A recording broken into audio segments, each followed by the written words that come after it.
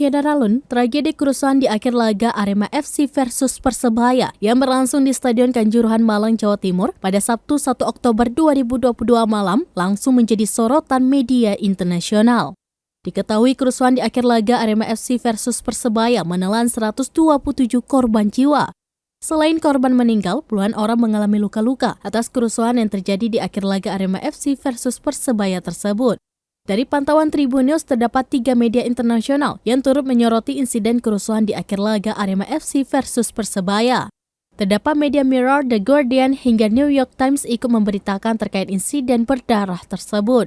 Media online asal Inggris Mirror dalam judul beritanya menuliskan 127 penggemar sepak bola tewas dalam kerusuhan massal yang melibatkan gas air mata saat liga ditangguhkan.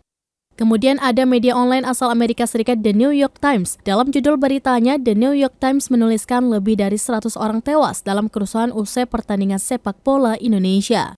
Lalu ada media online asal Inggris The Guardian. Dalam beritanya, The Guardian menuliskan judul kerusuhan sepak bola Indonesia, 129 orang tewas setelah terinjak-injak dalam pertandingan.